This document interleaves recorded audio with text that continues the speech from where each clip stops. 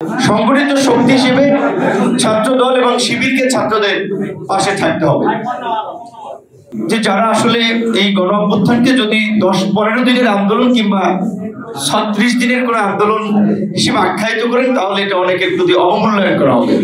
কিছু কিছু কথা হয়তো পত্রিকা এসেছে, গণমাধ্যম এসেছে, অনেক অজানা কথাই আসলে আপনারা জানেন না এবং অনেকেই জানে না, এবং সেটা কখনো ইতিহাসের সামনে আসবে কিনা সেটাও আমরা জানি না।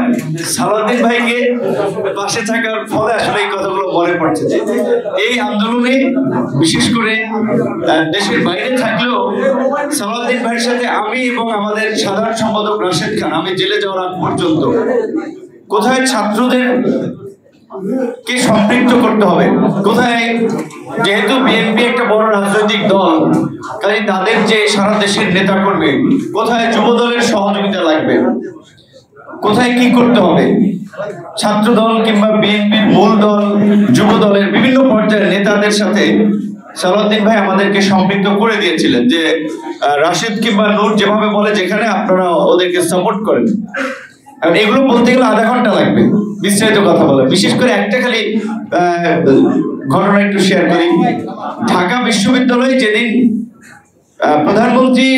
সাবেক প্রধানমন্ত্রী যেদিন শিক্ষার্থীদেরকে কমনলি রাজাকার বলে অ্যাড্রেস করেছিল, সেদিন রাতে ঢাকা বিশ্ববিদ্যালয়ের ছাত্ররা যখন স্লোগান দিয়েছিল যে আপনার এক প্রকারের তার এই স্লোগানকে প্রতিরোধ করে তার প্রতিবাদে, সেদিন আমরা বুঝতে পেরেছিলাম যে ছাত্রলীগ হামলা করবে শিক্ষার্থীদের উপরে। তখন সেই রাতেই কিন্তু সালাউদ্দিনের সাথে আলোচনা করেছিলাম যে শিক্ষার্থীদের উপরে হামলা হতে পারে। এখানে সংগঠিত শক্তি হিসেবে ছাত্র দল এবং শিবিরকে ছাত্রদের পাশে থাকতে হবে। এবং সালাউদ্দিন ভাইয়ের সাথে সাথে ছাত্র দলের সভাপতি সেক্রেটারিকে বলেছেন এবং তারাও আমাদের সাথে কথা বলেছে এবং কিভাবে শিক্ষার্থীদের পাশে থাকা যায় এবং শিক্ষার্থীদের যেন আক্রান্ত না হয়, ছাত্র দলের সহযোগিতা কিংবা শিবিরেরও সহযোগিতা আমরা আমাদের পেছন থেকে আমরা করেছিলাম। শুধুমাত্র এই একদিনের ঘটনা না, এরকম মোটামুটি যতদিন আন্দোলন চলেছে প্রত্যেকটি আন্দোলনেই আপনারা দেখেছেন হয়তো কিছু অরাজনৈতিক কিংবা সাধারণ শিক্ষার্থী নেতৃত্ব ব্যানারের সামনের দিকে ছিল, কিন্তু তাদের পেছনে তাদের আশপাশে ঢাল হয়ে রাজনৈতিক নেতৃবৃন্দ কিন্তু তাদেরকে বিভিন্নভাবে গাইড করেছে, সহযোগিতা করেছে, ঢাল হয়েছিল। এই জন্য আমরা বলছি যে যারা আসলে এই গণ অভ্যুত্থানকে যদি 10-15 দিনের আন্দোলন কিংবা 36 দিনের কোনো আন্দোলন হিসেবে আখ্যায়িত করেন, তাহলে এটা অনেকের প্রতি অবমূল্যায়ন করা হবে।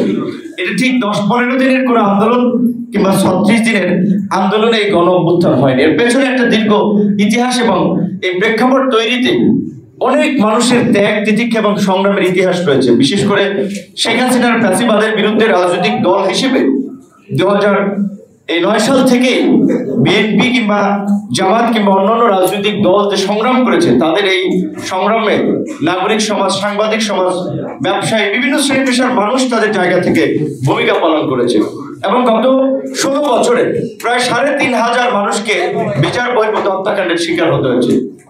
6.5 শতাধিক মানুষকে গুমের শিকার হতে হয়েছে। অনেক রাজনৈতিক নেতৃবৃন্দ থেকে শুরু করে সাধারণ মানুষ, অনেককে এখনো তাদের পরিবার খোঁজ জানে না। তাদের কোনো সুনির্দিষ্ট অপরাধ ছিল না, তাদের অপরাধ ছিল তারা হয়তো